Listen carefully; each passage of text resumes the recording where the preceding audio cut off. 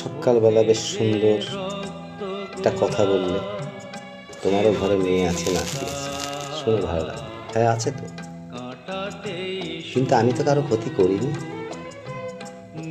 ক্ষতি কেন করতে যাবো আমি? উপরওয়ালা করেছে, সৎ লোকের বিচার উপরওয়ালা দেখিয়েছে।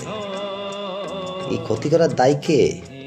একমাত্র তোমার বোন আর তুমি। যদি বলো কেন,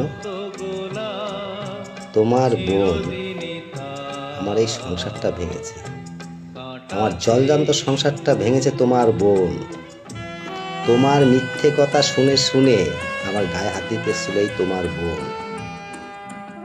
ঠিক আছে?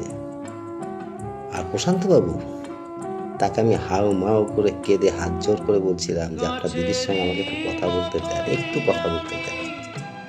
কথা বলার জন্য যেরকম আমি এখনো তর পাই, কিন্তু আমাকে কথা বলতে দেয়নি।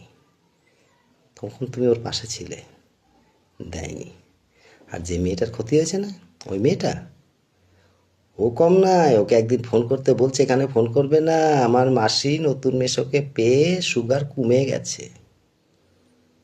আর ওই যে ছেলেটা, ওকে ফোন করেছিলাম, হ্যালো বলে ফোনটা কেটে ব্ল্যাকলিস্ট করে দিয়েছে। পাপের ঘোড়া পূর্ণ হলে তো তার ক্ষতি হতেই হবে না? সৎলোকের সঙ্গে খেলছো, তাই না? খেলেছো। তাই শোনো, তারপরে কি পাপ করেছে তোমার বোন? তোমাকে আর রাজুকে ওই বাড়িতে জায়গা দিয়ে নোংরামি করাচ্ছে। কে? তোমার বোন।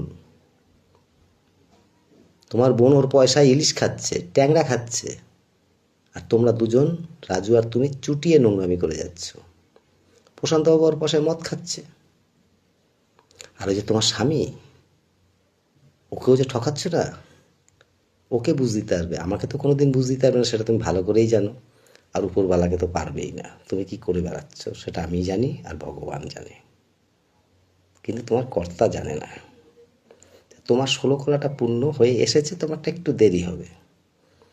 তোমার যেদিনকার হবে না, তোমার চোখের জল মোছার লোক থাকবে না। আমার ভিডিওটা তুমি পারলে সেভ করে রেখে দিও, আর আজকের ডেটটা। আর যার ক্ষতি হয়েছে ওর কিন্তু আরও একটু ক্ষতি হবে। আর আমি তোমাকে আগাগোড়া বলেই এসেছিলাম, আমি কিন্তু তোমার বোনকেও ছাড়বো না। তোমার বোন পার যেহেতু পায়নি, আর তুমিও পার পাবে না। আমি যত তোমাকে নিয়ে তরফাবো না, এই নিঃশ্বাস আর চোখের জল, আর তুই রাজুগিরি যত আমাকে জ্বালাচ্ছিস, জ্বালিয়েছিস না, তোর 16 কলা পূর্ণ হতে চলেছে।